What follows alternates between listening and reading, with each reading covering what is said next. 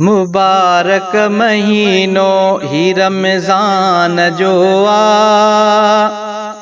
कदुर क्यों खुदा पाक इंसान जो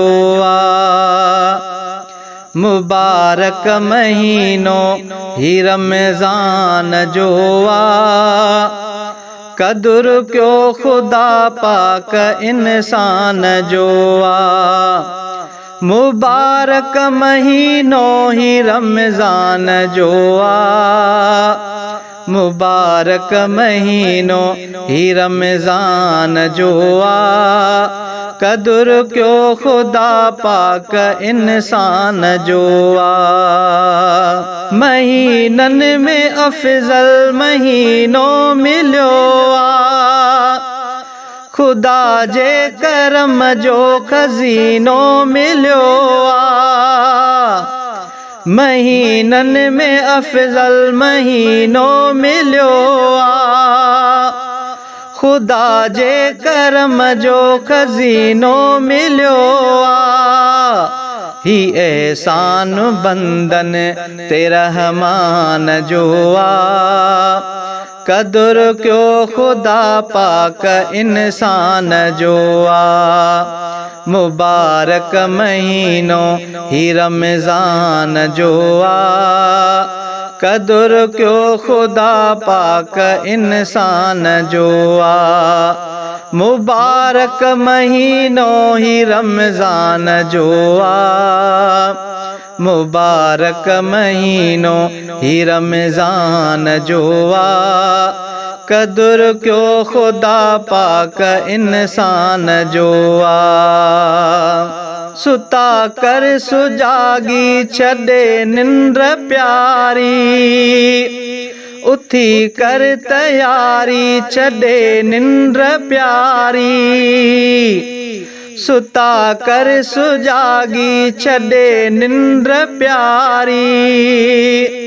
उथी कर तैयारी छदे निंद्र प्यारी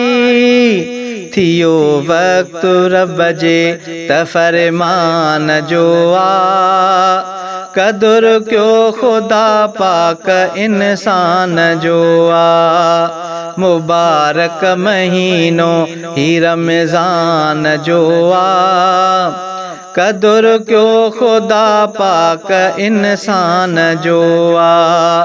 मुबारक महीनो ही रमज़ान जो मुबारक महीनो ही रमज़ान जो कदुर क्यों खुदा पाक इंसान जो मिलो आहे मौक़ो रखूं 30 रोज़ा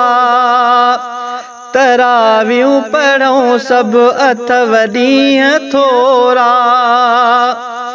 मिलो आहे मौक़ो रखूं 30 रोज़ा तरावियूं पढ़ूं सब अथव ॾींहं थोरा महीनो सजो ही त क़ुरआन जो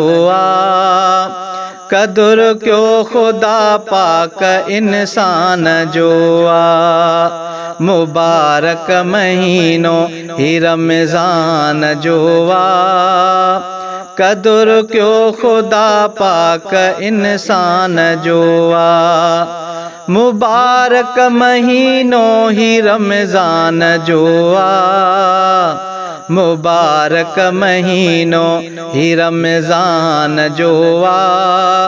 कदुर क्यों खुदा पाक इंसान जो न थियो सुस्त हाणी ए जाविरी कलीम